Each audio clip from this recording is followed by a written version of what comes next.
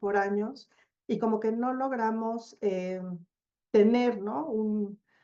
Una respuesta verdaderamente impactante acerca de cómo podemos lograr este componente real en toma de decisiones a partir de lo que se sabe sobre el riesgo, ¿no? Luego, una siguiente pregunta, que ese es un poco lo que me llevó a la exploración que les voy a presentar esta tarde, es cómo se traducen esas consideraciones sobre el riesgo climático al lenguaje de la planeación urbana y de los principios rectores. Y aquí yo tengo que decir, no tengo una respuesta contundente. Lo que estuve viendo son cómo hay ideas en diferentes campos de conocimiento que justamente se abocan a entender esa traducción de lo que se sabe sobre el riesgo a la planeación y también dónde están los nudos y los problemas, ¿no? Y una tercera pregunta que tiene que ver con algo que, digamos, en ciertas disciplinas se ve mucho y se ha explorado mucho, que tiene que ver con el riesgo tolerable, el principio de precaución, la incertidumbre, pero que en realidad, como que en el ámbito en el que nos movemos nosotros y en particular en México, no es un tema particularmente discutido o conocido de manera amplia y tampoco lo vemos necesariamente metido en las visiones de perspectiva que se están usando para la planeación. Entonces, pues estos son un poco como las preguntas, ¿no? O sea, ¿dónde estamos parados en materia de los riesgos tolerables, los riesgos aceptables? Y luego, cómo lo que se hace normalmente en la cartografía de riesgos climáticos, digamos, cómo asume o no asume estos diferentes principios rectores que en principio nos permitirían tener un mayor impacto en el territorio, ¿no? Y de allí que haya algunos conceptos detonantes y esos conceptos detonantes son como parte de las cosas que quisiera introducir en la discusión y que forman parte un poco como de la reflexión que vamos a retomar hacia el final. Uno que es el riesgo climático como externalidad urbana. Para los urbanistas el tema de la externalidad es un concepto muy conocido, es una de las herramientas de trabajo, pero yo he visto muy poco, en realidad no he visto casi nada de cómo el riesgo climático puede entenderse como una forma de expresiones negativas de planeaciones que no están considerando aspectos importantes como por ejemplo la isla de calor urbana o la infiltración o las inundaciones, ¿no? Luego, hay otro concepto que para mí es clave, que normalmente, pues ustedes saben que yo me aboco más a la vulnerabilidad social, pero creo que una de las cosas que estamos dejando de lado es que el riesgo climático tiene un enorme componente de vulnerabilidad física climática de origen antropogénico. Y entonces, parte de la clave para entender esa vulnerabilidad física climática, pues son los usos de suelo. Y en los usos de suelo, una de las cosas que no estamos viendo tampoco son los temas de la capacidad de carga y la obsolescencia física del suelo y algo que en urbanismo se llama obsolescencia de la localización. Entonces, combinando esa obsolescencia, es decir, cuando ya, digamos, la capacidad de carga o las infraestructuras y todos los elementos que existen en el entorno urbano ya no son suficientes como para poder responder a lo que la ciudad necesita, pues tenemos que ver cómo lo cambiamos y cuáles son las vías para poder atenderlo, y esa es un poco como la idea de esta, digamos, de esta charla, ¿no? Y bueno, una cosa que hay que decir es que muchas de las ideas que yo voy a plantear aquí en realidad no son ideas nuevas. Creo que la originalidad más bien está en traerlas todas juntas desde campos que casi nunca dialogan entre sí. Algunas de las cosas que he mencionado, por ejemplo, son más del ámbito del urbanismo y la geografía urbana y muchas cosas de análisis de riesgo, pero por ejemplo, es muy raro, sobre todo en México, que haya urbanistas o geógrafos que tienen un diálogo profundo con el derecho administrativo o con los manuales de normalización o con la ingeniería civil, que en la ingeniería civil, por ejemplo, es donde más se pueden ver ciertos conceptos de los que vamos a ver hoy, ¿no? Pero también a su vez hay principios que se discuten en ingeniería civil que a los cuales les faltaría un tema más bien de ética y de principio de precaución, que no está en esas discusiones y que habría que agregarlo. Y una cosa que me pareció muy sorprendente es que muchos de los grandes temas, por ejemplo, de principio de precaución y de cómo hablar de la tolerabilidad y aceptabilidad del riesgo, están en textos que se dedican a hacer un análisis de regulación del comercio.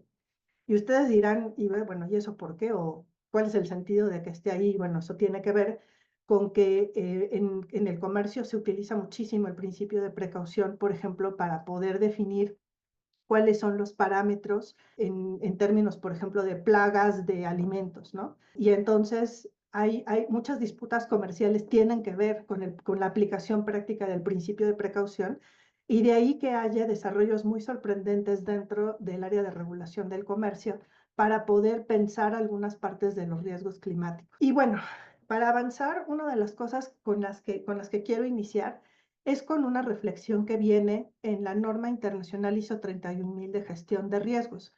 Platicando con colegas de gestión de riesgos me decían pues que la norma es interesante, pero que no necesariamente se aplica mucho como al tema de gestión de riesgos climáticos, cosa que yo comparto completamente. Nada más que sí hay una cosa de toda la norma que quiero traer como punto detonante del argumento que quiero presentar, y es el esquema que ustedes ven en su pantalla.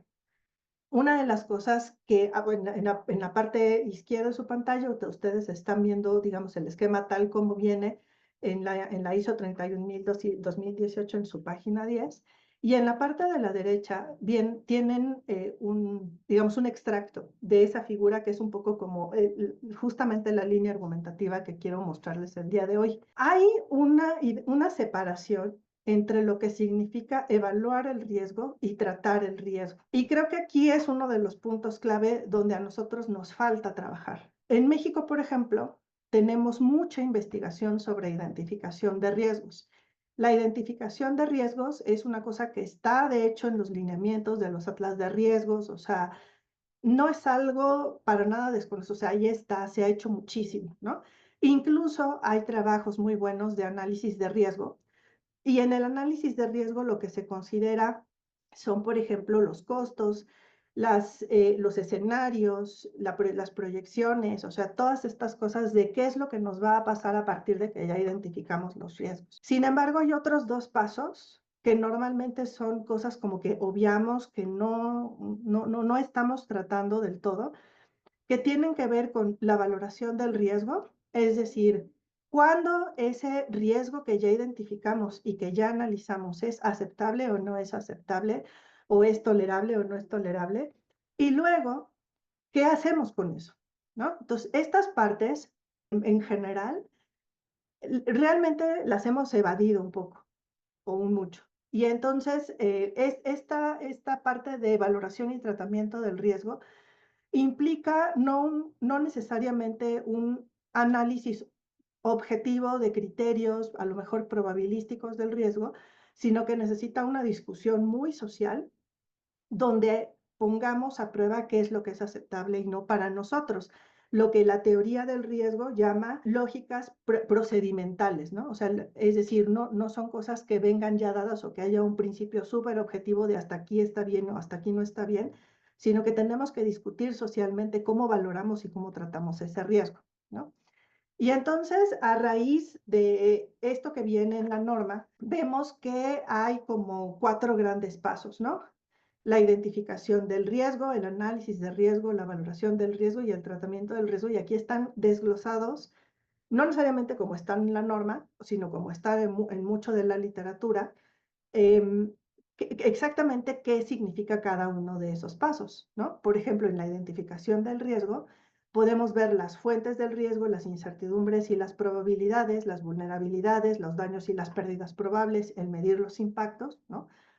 En el análisis del riesgo vemos cómo modelamos las consecuencias de esos procesos, planteamos escenarios, entender los determinantes y plantear teorías de cambios, que quiere decir, una vez que ya identificamos ese riesgo, ¿cuál estamos pensando que es la causa fundamental del riesgo para entonces hacer una inversión, para hacer una reducción sobre esa causa, ¿no? Entonces eso necesita una teoría de cambio, que es un poco a lo que se dedica el análisis del riesgo. Y luego está el tema de la valoración del riesgo, que es si es insignificante, si es aceptable o no aceptable, y luego si es tolerable o no es tolerable, que normalmente a veces pensamos como que son lo mismo y no son lo mismo para nada, ¿no? Ahorita vamos a explicar un poco cuáles son las diferencias entre ellos, pero el punto clave aquí es definir dónde están los umbrales y los criterios. Y luego, finalmente, el tratamiento del riesgo, que ahora sí implica, ahora sí que, ¿qué es lo que vamos a hacer con eso?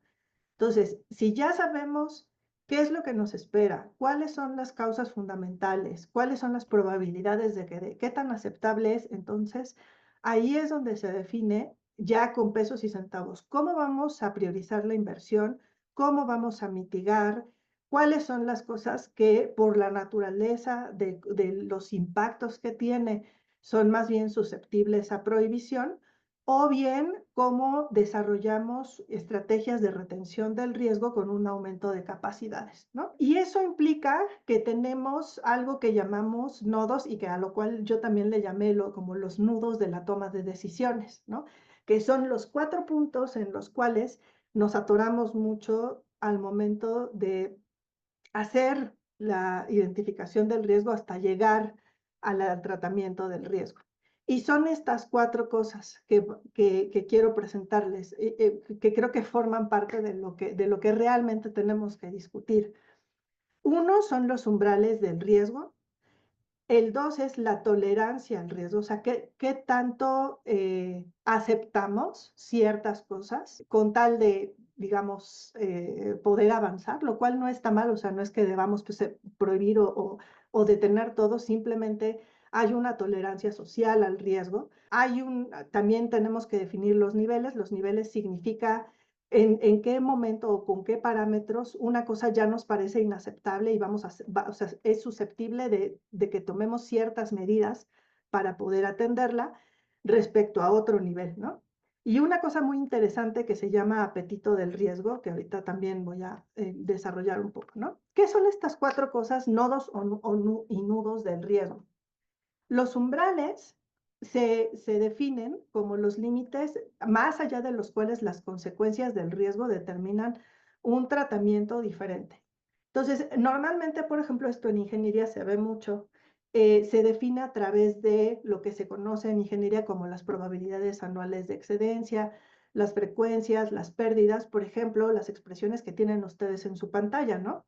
Probabilidad anualizada mayor a 1 en 10,000 de fallecer, una falla en la infraestructura que causa una falla de servicio en más de 100,000 viviendas o unas pérdidas mayores al 0,5 del Producto Interno Bruto. O sea, como que allí es donde nosotros ponemos el parámetro, donde decimos, a ver, de aquí para acá ya es aceptable, de aquí para acá no es aceptable o no es tolerable o cuáles son los rangos en los cuales nos podemos mover, ¿no? Eso nos lleva a hablar de la tolerancia al riesgo, que tiene que ver con algo que también, por ejemplo, en las áreas de ingeniería se usa mucho, que tiene que ver con los beneficios, ¿no? O sea, la tolerancia tiene que ver con si yo puedo invertir en tener un beneficio que reduzca mi riesgo, pues ese beneficio compensa el riesgo que voy a tomar que no puedo controlar.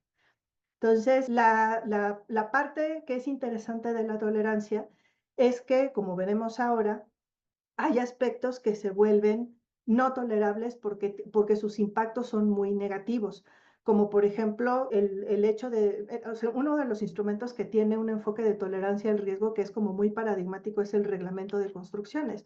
El reglamento de construcciones está allí para que nosotros podamos construir bajo ciertos parámetros de seguridad que tienen un costo, pero que asumimos esos parámetros de seguridad porque el hecho de construir nos lleva más beneficios que no construir.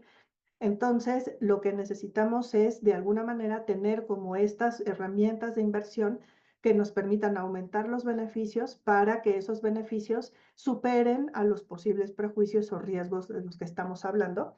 Y que es un poco lo que viene en esta imagen que ustedes pueden ver en su pantalla, que tiene que ver con algo que se conoce como la región ALARP, por sus siglas en inglés, as low as reasonably practicable, o lo más bajo que es razonable practicar. Entonces, vean, por ejemplo, en este caso, en las imágenes, tenemos una compensación de la inversión por el beneficio.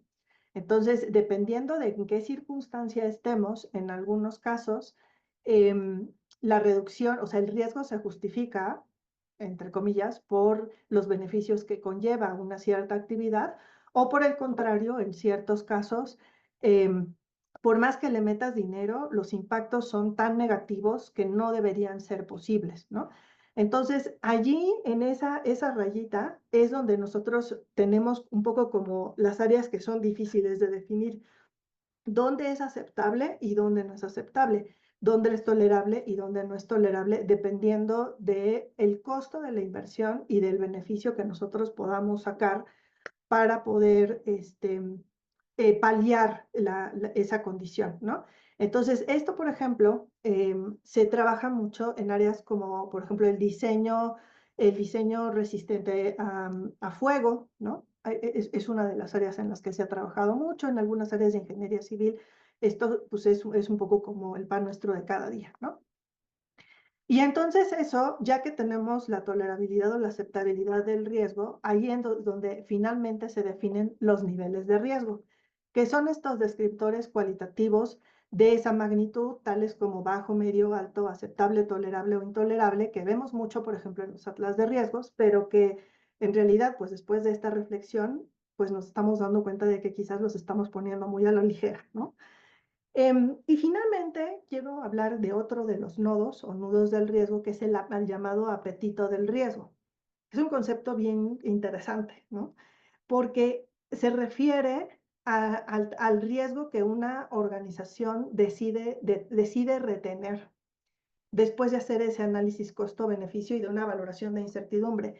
Es decir, ante un evento que tiene un cierto nivel de incertidumbre y cuya mitigación necesitaría un análisis costo-beneficio, pues hay organizaciones que dicen, bueno, pues de todos modos vamos a hacer esa inversión, de todos modos vamos a dejar este asentamiento en el lugar donde está porque los costos de moverlo son demasiado grandes y no valen la pena, ¿no? Entonces, esa idea de qué tanto estoy dispuesto a asumir para poder reducir el riesgo es donde está el apetito del riesgo, ¿no? Entonces, por ejemplo, las escalas de apetito suelen ser de reacio hasta entusiasta, o sea, de gente que dice, no, no, no, yo no quiero correr ningún riesgo, hasta de, no, sí, vamos a invertir y vamos a hacer muchas cosas en este asentamiento, en esta organización, en este sector, porque las posibles ganancias van a ser muy grandes, ¿no? Entonces ahí está justo como este gradiente de apetito del riesgo del reacio al entusiasta. Y entonces eso normalmente, o sea, estas cuatro cosas, una vez que se hace todo este proceso, eso implica tomar decisiones, y ya se dieron cuenta, ¿no? O sea, como que allí parte de lo que es muy interesante es que las evaluaciones de riesgo ya no son tanto por las características del fenómeno, sino por una evaluación de qué hacer ante las consecuencias de ese riesgo, y eso es a lo que llamamos consecuencialidad. Y las perspectivas consecuenciales de lo que tratan es de hacer valoraciones o tienen diferentes métodos para poder decir, ah, bueno, mira, pues ante este riesgo, yo lo que puedo hacer es esto, o yo lo que debería hacer es esto, o lo debería ponderar de esta manera. Y normalmente eso se hace a través de algo que se llama matriz de criticalidad. Y un ejemplo de una matriz de criticalidad es lo que ustedes están viendo en pantalla. En el texto que yo cité en la diapositiva anterior de Saunders y Kilvington, tiene precisamente un ejemplo de una matriz que se aplicó para la planeación de usos de suelo ante riesgos en Nueva Zelanda, ¿no? Y entonces, pensando un poco como en lo que estas autoras proponen en ese artículo, y es una especie como de adaptación similar a cómo se podría ver respecto a ciertas formas de riesgo que existen en nuestros contextos y en nuestros países, ¿no? Entonces, en lugar de decir, ah, mira, pues existe una probabilidad de aumento de temperaturas de tal, lo que hacen ellas es generar usos de suelo y propuestas de valoración, por ejemplo, de la viabilidad de un cierto uso de suelo a partir de criterios consecuenciales. Por ejemplo, en ciertos escenarios podríamos tener más de 10,000 personas desplazadas o podríamos tener una falla de infraestructuras críticas en una zona con funcionalidad comprometida de más del 25%, o podríamos tener más de 100 fallecidos. Entonces, como que ahí es donde vemos que todas estas cosas acerca de los niveles de riesgo y de la valoración del riesgo ya se traducen como en algo mucho más específico, ¿no? Y entonces te dicen, bueno, pues en los escenarios que tenemos de ciertos fenómenos de cualquier naturaleza, en este caso climática, pues podríamos tener estos impactos y estos impactos ya no son aceptables y a partir de allí o de estas consecuencias, por eso se le llama matriz consecuencial, vamos a tomar ciertas decisiones acerca de qué es lo que no es posible aceptar y de qué es dónde tendríamos que invertir para que esas cosas que no son aceptables no ocurran, ¿no?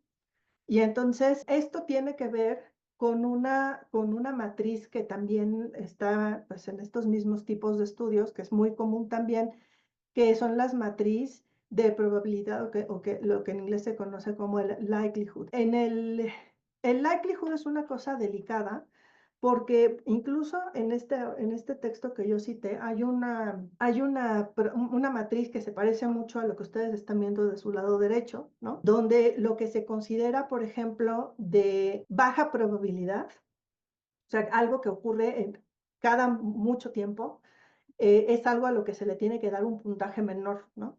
Y eso, por ejemplo, es súper debatible, porque algunos de los fenómenos, digamos, de grandes dimensiones, pues sí, o sea, en temas climáticos los vemos cada vez con más frecuencia, pero existen muchos fenómenos cuyos periodos de retorno son muy largos y el tema de los periodos de retorno es bien problemático porque, como ustedes saben, cuando tenemos periodos de retornos largos, las personas suelen no tener una experiencia directa o las organizaciones suelen no tener una experiencia directa de las implicaciones de ese tipo de fenómenos. Entonces, al contrario, justo deberíamos de darles un peso mayor porque aunque tengan una frecuencia mucho menor, esa baja frecuencia tiene posibilidades de tener impactos mucho mayores. Entonces, creo que, por ejemplo, yo se los pongo aquí, digamos, con propósitos ilustrativos, pero definitivamente las matrices de probabilidad creo que las tenemos que repensar muy bien, sobre todo ante los escenarios climáticos que tenemos ahorita. O sea, creo que estas cosas así, o sea, estas propuestas de matrices que son como muy regulares, me parece que tienen problemas para poder aplicarse a este tipo de temas. Sin embargo, pues eso es parte de lo que tenemos que asumir y de cómo tenemos que trabajar. Entonces, regresando un poco a lo que trabajábamos ahorita, estas matrices de criticalidad son justamente esta relación entre las consecuencias y la frecuencia indicativa. Entonces, allí es donde ya se define, por ejemplo, una matriz final de tratamiento del riesgo, donde las cosas, por ejemplo, que caen en estos puntajes rojos, corresponden a niveles de riesgos no tolerables y tienen una serie de medidas asociadas, por ejemplo, no construir nada allí, ¿no? O no impermeabilizar una cierta área, porque tiene un problema allí, por ejemplo, de que es un área crítica de infiltración y si se impermeabiliza, pues el escurrimiento del agua va a generar afectaciones mucho más importantes. Entonces, por ejemplo, allí, en ese caso, la serie de medidas, pues son más bien en el área de la restricción y de la prohibición, mientras que en las otras áreas, dependiendo de cuáles sean los efectos, o las consecuencias, se dicta una serie de otras medidas más relacionadas con el control y con la restricción discrecional a partir pues de estos puntajes, ¿no? Entonces, está bien, o sea, a mí me parece muy interesante esto porque nos da como ciertos parámetros técnicos para poder decir lo que sí tenemos que hacer o lo que no tenemos que hacer, un poco en la lógica de la discusión de lo que decía la norma oficial, la 06/2024 de SEDATU, ¿no? De dónde sí y dónde no, cómo regular ciertos usos de suelo bajo una visión de cuáles son las consecuencias y los beneficios de hacer ciertas cosas en el territorio. Sin embargo, tenemos en nuestro sistema, particularmente en el caso de México, muchísimos obstáculos para adoptar perspectivas consecuenciales. Y el primero de estos obstáculos es que tenemos algo que podríamos llamar un ecosistema fisicalista de definiciones e indicadores, o sea, todos los indicadores de los atlas de riesgos y todos los indicadores, por ejemplo, de las evaluaciones de las consecuencias de los desastres tienden a tener o una relación directa con las características del fenómeno o una relación o una indicadores más bien como de carácter económico, ¿no? No necesariamente de las consecuencias del fenómeno en términos, por ejemplo, sociales, políticos y demás, ¿no? Hay una limitante importante en el reconocimiento de la importancia de los impactos, es decir, todas las consecuencias no económicas o no necesariamente relacionadas al costo monetario de los daños o incluso de las pérdidas. O sea, todo lo que tiene que ver con desarrollo humano y social, educación, salud, alimentación, o sea, como que todas esas cosas no están y entonces nos cuesta muchísimo trabajo y nos cuesta muchísima falta de información poder hacer ese análisis de impacto. Entonces, no es un problema de México, en realidad prácticamente todo el sistema global de indicadores de desastres tiene este problema de falta de reconocimiento de impactos y por lo tanto de limitaciones importantes de análisis de consecuencia.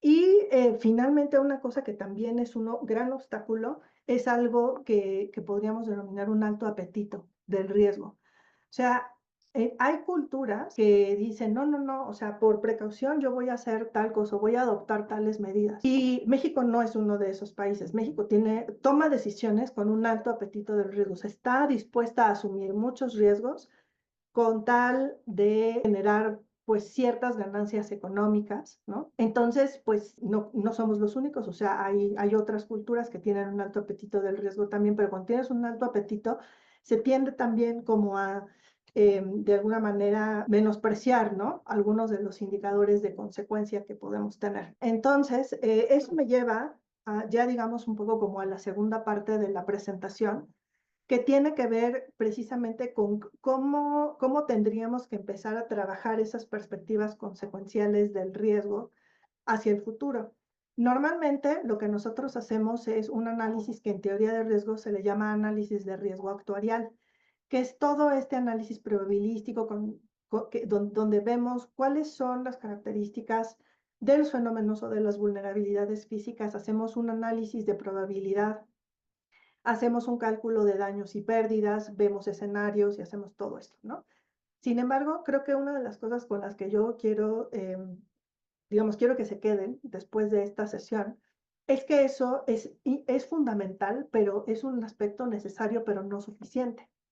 ¿Por qué? Porque nos falta trabajar con las categorías sociopolíticas del riesgo y con las categorías jurídicas del riesgo, ¿no? O sea, el hecho de que nosotros digamos, bueno, pues hay una probabilidad X de daños, o estamos viendo que van a darse fenómenos, digamos, que exceden ciertos rangos que son peligrosos para la salud humana, o sea, es absolutamente necesario, pero en una cartografía de riesgos y en un proceso de planeación, eso necesariamente lo tenemos que pasar a algo que en la ley a lo cual podamos hacer referencia para poder tener una respuesta institucional o territorial ante ese riesgo. Y creo que para mí uno de los grandes problemas que tiene, por ejemplo, el sistema mexicano, es que en nuestra legislación y en los procesos de lo que se llama el soft law, o sea, toda la regulación que tiene que ver, por ejemplo, con lo que está en reglamentos administrativos y demás, esto no está, o sea, hemos como evadido mucho qué es aceptable y qué es tolerable y qué no es tolerable y qué no es aceptable, ¿no? Y eso es porque ese tipo de definiciones dependen de los valores sociales y morales del contexto. No es un análisis económico. Yo sé que en ingeniería el tema de ALARP, lo que hablábamos en la diapositiva, hace algunas diapositivas, es sobre todo un análisis costo-beneficio, o sea, cuánto estoy dispuesta a invertir para lograr una reducción del riesgo y cómo eso compensa, o sea, esa inversión compensa, es compensada por el beneficio real que tenemos, ¿no? En el tema del riesgo, cuando estamos hablando no de una obra pública, sino de un problema social, aquí parte de lo que tenemos que hacer es entender cuáles son las cosas que no estamos dispuestos a aceptar como sociedad. O sea, ¿cuántos desplazados climáticos son inaceptables? ¿Cuántos desastres que lleven a la pérdida de vivienda y a un retroceso en la salud física y mental de la población no son aceptables? Pues eso no es un análisis costo-beneficio, eso es un análisis sociopolítico, ¿no? Y tiene que ver con los valores que estamos dispuestos a defender como sociedad, ¿no? Esta diapositiva es un poco como una traducción de la diapositiva anterior también. O sea, nosotros tendríamos que estar haciendo normas jurídicas basadas en consecuencialidad. Es decir, cuánto es lo que no estamos dispuestos a aceptar respecto al riesgo que estamos enfrentando. Y entonces eso sí que nos ayudaría, por ejemplo, a poder definir una inversión o la cantidad de recursos de inversión que necesitamos, por ejemplo, para cosas preventivas, ¿no? Y tiene que ver mucho con el principio de precaución. Sin embargo, esas normas jurídicas necesitan parámetros técnicos súper bien definidos, donde los análisis técnicos y científicos nos den precisamente, por ejemplo, estos rangos de los escenarios climáticos, el tema de cómo va a cambiar los perspectivas de precipitación, temperatura y demás, que nos dé justamente como este parámetro técnico para poder definir la norma jurídica, ¿no? Em, entonces, el tema es que cuando nosotros decimos nada más o hacemos solamente el análisis probabilístico y actuarial, pues eso no es suficiente porque eso no se puede traducir en nada en la legislación. Yo no puedo, o sea, cuando nosotros vemos, por ejemplo, lo que pasa en las ciudades, que vemos que hay un uso, o sea, cambios de uso de suelo en ciertas ciudades que precisamente pues están basados en talar el arbolado urbano, ocupar ciertos espacios públicos o no respetar las áreas de infiltración o incluso los límites de las ciudades, pues parte de las consecuencias de eso es que tú le dices, oye, mira, pero estás creando riesgos, ¿no? O sea, sabemos que en 10 años ese tipo de acciones van a generar por lo menos incrementos de temperatura y por lo menos cierta vulnerabilidad física a inundaciones. El problema es que si nosotros vamos, por ejemplo, en un litigio, en esa situación, en un litigio urbano y decimos, wow, invocamos estos futuros escenarios climáticos, pues nos van a decir felicidades, porque eso no es allí no, en nuestra ley no hay ningún criterio que lleve a considerar ese tipo de cosas, ¿no? Entonces, ahí es donde entra un poco como toda esta discusión de qué es aceptable y qué no es aceptable. Sería muy distinto si, por ejemplo, en los usos de suelo tuviéramos criterios basados en estos parámetros, rangos y umbrales de tolerable, no tolerable, para definir restricciones en las normas jurídicas o para poder promover ciertos usos de suelo en particular o ciertas restricciones en el uso de suelo, ¿no? Y entonces, aquí también, por ejemplo, nos falta ver o nos falta reflexionar mucho sobre los tipos de instrumentos jurídicos que tendríamos que trabajar para esta planeación y lo que se llama en muchos de estos estudios una zonificación filoclimática, es decir, instrumentos de zonificación que te permitan de alguna manera gestionar, reducir o generar elementos, por ejemplo, de retención del riesgo que te permitan trabajar con el tema de los riesgos climáticos que vamos a enfrentar en el corto y mediano plazo, ¿no? Y entonces, algunos de los instrumentos que tenemos en México, la mayoría, de hecho, están en el ámbito del soft law, o sea, de todas las cuestiones que tienen que ver con el derecho administrativo, algo que, por ejemplo, en algunas ciudades de México se hace, pero que no se llama así, que son los estudios de detalle. Estudios de detalle es el término que se da a los análisis, digamos, que fundamentan por ejemplo, programa de desarrollo urbano, pero ese término se usa solo en España, aquí no existe, pero de que hay algunos estudios que se basan en eso, sí existen, ¿no? Entonces, por ejemplo, todo lo que se contiene en ese tipo de instrumentos, pues debería estar precisamente ya con una influencia de una perspectiva de zonificación sensible al clima o de zonificación filoclimática. Y pues no necesariamente es así. Les voy a dar un ejemplo justo de soft law. Las normas del reglamento de construcciones, si nosotros pensamos en cuál es la construcción ideal digamos, que se desprende del reglamento de construcciones de la Ciudad de México, que es el que se usa en muchas ciudades del país, pues la ciudad ideal es una de edificios regulares de concreto y acero. Y eso, por ejemplo, tiene una consecuencia climática muy, muy relevante, porque es precisamente la clase de materiales que de alguna manera están asociados con el tema de la isla de calor urbana. Entonces, por ejemplo, allí tenemos una contradicción, ¿no? De que aunque estamos haciendo una zonificación sísmica, no estamos haciendo una zonificación filoclimática. Luego tenemos los instrumentos más vinculantes, como los de la zonificación primaria con sus normas generales de ordenación y los planes urbanísticos de zonificación secundaria, vinculantes y no, porque bueno, ya sabemos que allí realmente lo que se debate no es tanto el contenido de los instrumentos, sino su posibilidad de instrumentarlos. Y luego tenemos los instrumentos sancionadores que están absolutamente dispersos en todas las áreas del derecho y que definitivamente aquí nos falta una visión tremenda acerca de las consecuencias del riesgo, ¿no? O sea, no estamos para nada considerando ese tipo de cosas. Y entonces, como ya es casi la hora de terminar, eh, quisiera abundar un poco en como ejemplos de lo que en una zonificación climática consecuencial podríamos hacer como medidas de tolerancia o restricción, dependiendo si el riesgo lo queremos precisamente, digamos, se absorben o se transfieren o se manejan o cuáles serían como ejemplos de estas acciones climáticas, ¿no? Por ejemplo, en el rango de tolerancia podríamos poner una incorporación obligatoria de normas de construcción con ventilación y confort térmico que nos reduzca sustantivamente los umbrales de isla de calor, ¿no?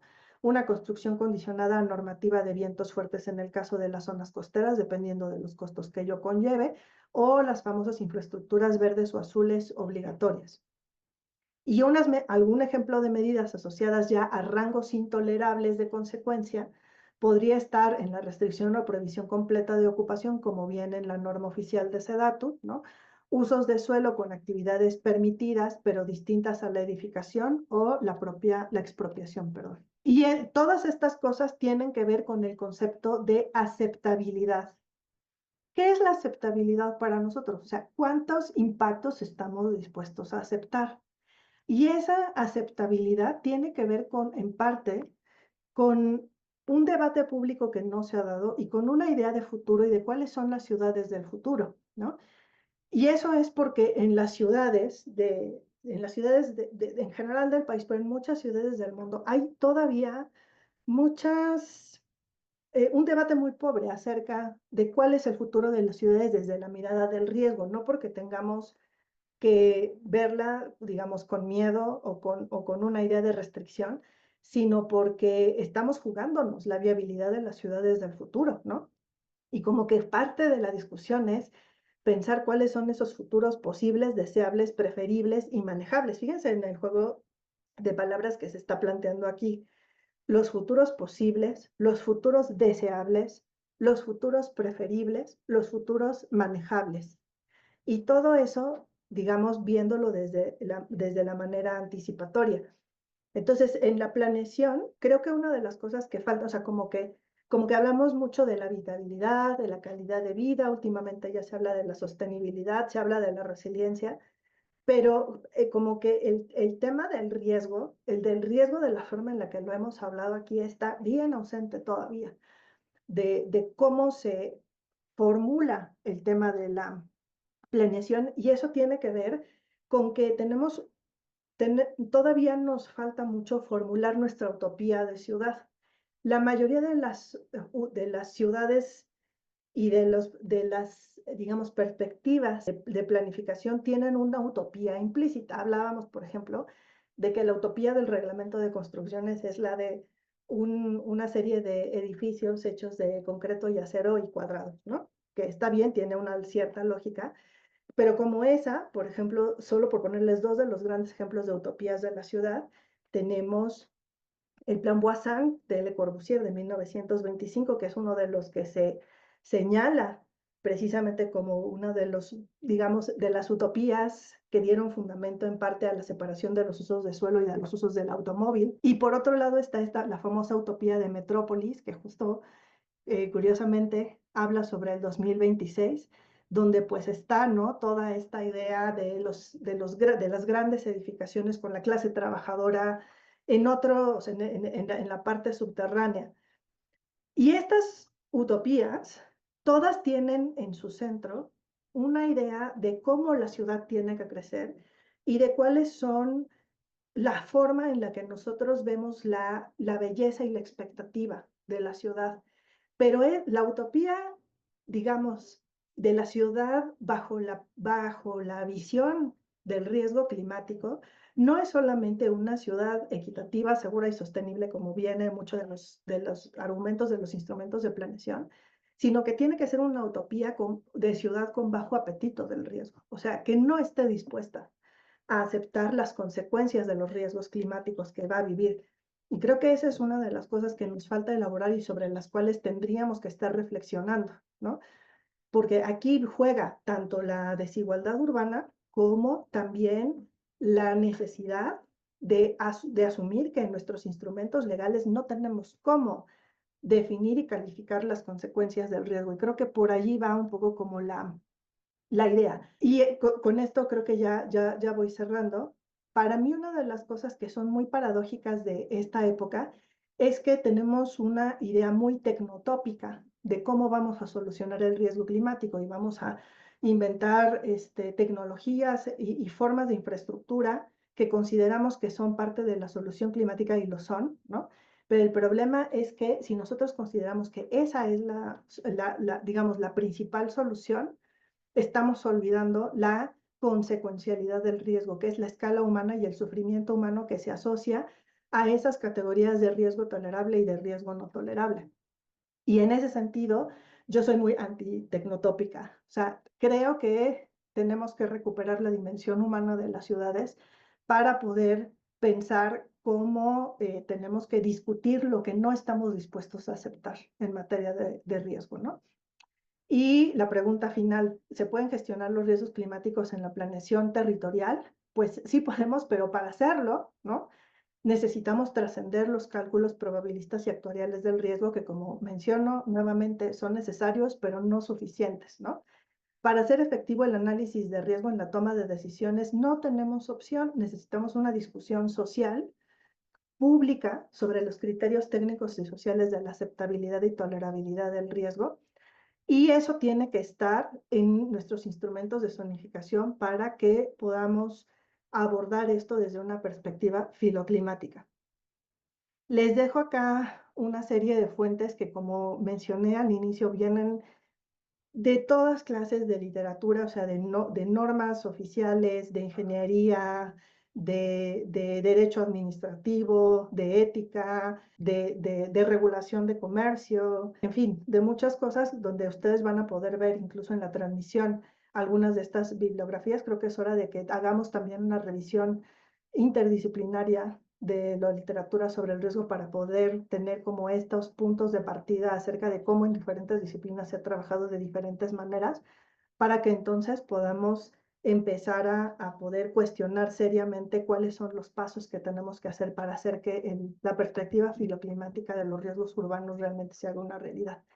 Creo que con eso cierro. Muchas gracias, doctora. El programa de investigación en cambio climático de la UNAM agradece su participación. Sin duda, una interesante charla.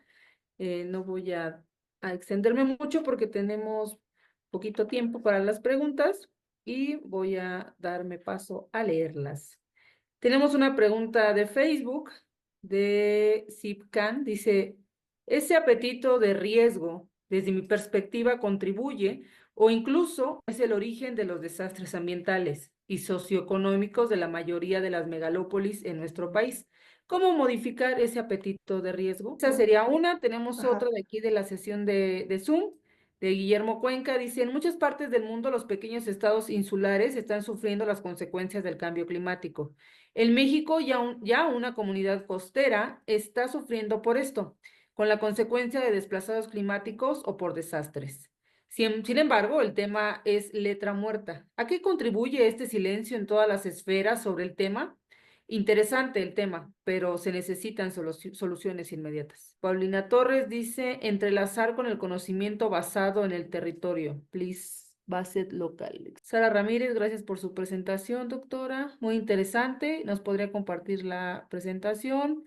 Uli Moreno, ¿cómo concilian los planificadores locales y el gobierno su tolerancia al riesgo con la de los residentes que eligen asentarse en zonas de alto riesgo?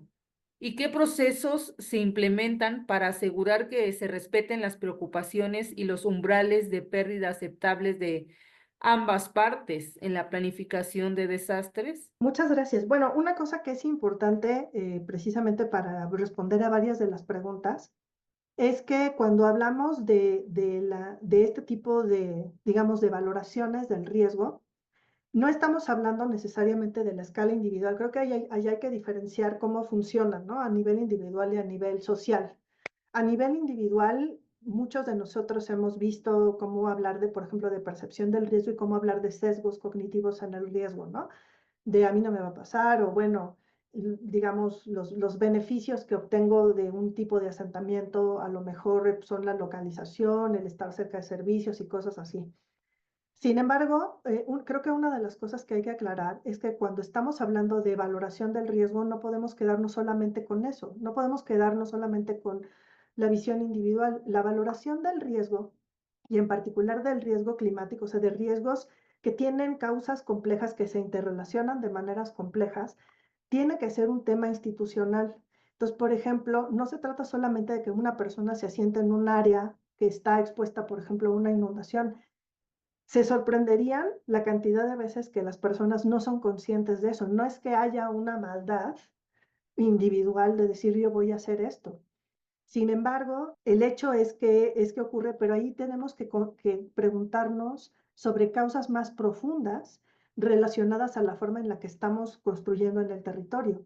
Por ejemplo, una de las cosas que pasa mucho es que en un ordenamiento necesitamos análisis normalmente pues más de, por ejemplo, geofísica, tenemos que hacer análisis climático, tenemos que hacer modelos de inundación, tenemos que hacer cosas cuyo costo no puede ser asumido por un individuo. O sea, un individuo no puede decir, sí, yo voy a hacer un análisis de tal tipo, ¿no? Porque esos estudios, ustedes lo saben, son estudios súper costosos. Entonces, ese, por ejemplo, es uno de los debates más interesantes de la implementación del principio de precaución. ¿Quién tiene que asumir los costos del conocimiento que se necesita para poder tomar decisiones informadas bajo un principio de precaución? Y eso tiene que ser una inversión pública, ¿no?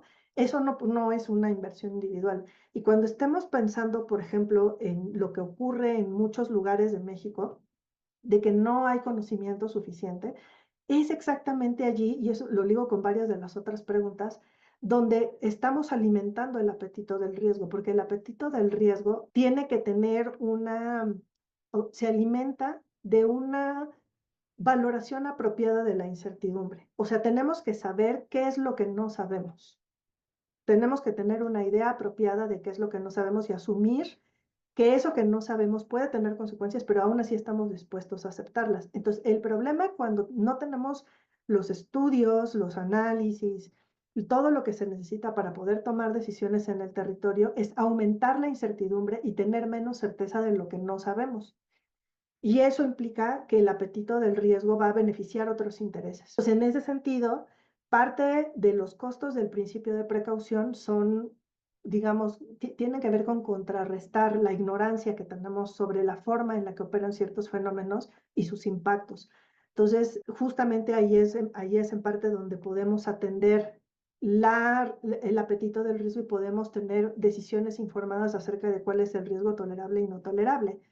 Entonces, o sea, lo que quiero decir aquí es que es bien, bien importante que en este tipo de perspectivas, en este tipo de análisis, consideremos la diferencia entre una escala social y una escala individual. y la escala social es esta, ¿no? De la que hemos estado hablando. No sé si esto contesta varias de las preguntas. Gracias, doctora. Dice el maestro Maximino. Felicidades Ujú. a la doctora Nayeli, mi reconocimiento total. Rafael Pérez, alta probabilidad, bajo impacto igual a impacto de desgaste. Ejemplo, incendios urbanos, lluvias urbanas. Óscar Enrique García, gracias por la presentación. ¿Cómo podrían ser los diálogos para establecer esta visión filoclimático para el caso mexicano? En Ujú. ese sentido, ¿las megaciudades e incluso ciudades son inviables? ¿Hacia dónde podríamos orientar la noción de ciudad desde esta perspectiva filoclimática? Y finalmente tenemos, como siempre, una gran presentación. Muchas gracias. Muchas gracias por su tiempo, por el seminario. Felicitaciones. Excelente ponencia, muy interesante. Creo que tenemos como dos grandes frentes abiertos respecto a lo que preguntaban nuestros escuchas. Una tiene que ver con los lineamientos con los cuales hacemos la evaluación de riesgos en el país. Creo que los lineamientos de evaluación de riesgos están, a ver, tienen una lógica que se deriva de la forma en la que está, de los conceptos y de la forma en la que está organizada nuestra legislación, tanto en la gestión de riesgos como en el tema climático, ¿no? Entonces, cuando vemos los atlas de riesgos, están respondiendo a lineamientos donde tenemos todavía un enfoque muy centrado en los fenómenos. En ninguna parte de nuestra legislación hay algo que nos ayude a tener un enfoque consecuencial. Sin embargo, en los lineamientos de atlas de riesgos, creo que esta es una de las cosas que se deberían de discutir, ¿no? O sea, sí los estudios acerca, por ejemplo, de las características de los fenómenos, de los peligros y de las amenazas y de las vulnerabilidades físicas, de los daños y pérdidas, de los impactos, pero además, allí, por ejemplo, tendríamos que tener un foro súper amplio acerca de dónde están los principios de tolerabilidad, ¿no? Y eso, por ejemplo, pues lo tenemos que hacer las comunidades que estamos vinculadas a esto. ¿Cómo poder hacer, por ejemplo, quizás, no sé, hay, digamos, posiciones encontradas, ¿no? Pero hay quien defiende, por ejemplo, el hecho de que hubiera norma oficial mexicana en materia de atlas de riesgos. Eso sería un espacio genial para poder discutir este tipo de cosas. Hay personas que consideran que no, que más bien tendríamos que hacerlo pues, desde otras trincheras. Pero bueno, discutir los lineamientos de atlas de riesgos es un espacio como fundamental para poder ampliar estas cosas. Y el otro tema es en la planeación y en los institutos de planeación locales.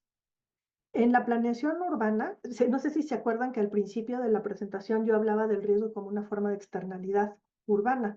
Es decir, por el hecho de estar juntos, así como tenemos, por ejemplo, consecuencias importantes en el ruido y en el tráfico, también tenemos consecuencias importantes en materia de riesgo climático, ¿no? Entonces, lo que ocurre en la planeación es que hay principios de planeación que son como muy comunes en la forma en la que se trabaja en el urbanismo mexicano, como por ejemplo las densidades, la edificabilidad, todo el tema del espacio público, a lo mejor de la vivienda, del transporte, pero allí mismo debería estar el tema del riesgo. Y debería haber principios muy claros acerca de cuáles son los parámetros que para las ciudades no son tolerables ni apropiados, como por ejemplo ciertos rangos de temperatura o ciertas áreas inundables que ya sabemos que tienen ciertas dinámicas de inundabilidad, pero que tienen causas muy claras que se pueden atender. Entonces, ese es otro espacio en el cual todavía creo que tenemos mucho que hacer para colonizarlo con este lenguaje y esta visión filoclimática y consecuencial. Muchas gracias, doctora. Lamentablemente ya se nos acabó el tiempo, pero le leo estas dos. Muchas gracias por su presentación. Soy ingeniera eléctrica y me encantaría que la planeación del Sistema Energético Nacional adoptara plenamente estos conocimientos y filosofías. Y finalmente, el maestro Maximino dice, la vulnerabilidad institucional no influye en no lograr las metas propuestas. Sí, sí influye mucho, es lo determinante, pero tenemos maneras de atenderlo siempre y cuando podamos discutirlo, ¿no?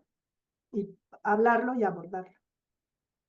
Muchas gracias, doctora. El programa de investigación en cambio climático una vez más agradece su participación y queda abierta esta invitación para futuros eventos. Muchísimas gracias. Gracias. Gracias al programa. La próxima sesión corresponde al mismo módulo, el módulo 34. Este será el 20 de marzo y el tema es cambio climático, reflexiones desde la psicología. Les recomiendo que no se la pierdan, siempre es muy interesante. Todos los temas son interesantes, pero este en particular es bastante interesante. El siguiente evento, este es un curso del espacio académico interactivo del PINC. Se llama Introducción al procesamiento de datos climáticos y cambio climático usando MATLAB. Les recuerdo que los cursos y talleres por el momento que el espacio ofrece son de manera gratuita, así que se pueden registrar, ya está ahí en el chat el link para que puedan registrarse. Lo va a impartir el maestro Óscar Calderón del Instituto de Ciencias de la Atmósfera y Cambio Climático. Este curso durará del 25 al 28 de marzo, de 12 del día a 14 horas. Esta sesión no se graba en vivo, o sea, no estará en Facebook, pero unas 2 o 3 semanas posteriores a este evento se subirá a nuestro canal de YouTube. Por nuestra parte sería todo. Les agradecemos a todos los que se conectaron de manera puntual y esperamos verlos hoy por la tarde. Tenemos otro evento, es a las 5 de la tarde. Que tengan excelente día y muy buen provecho. Hasta luego.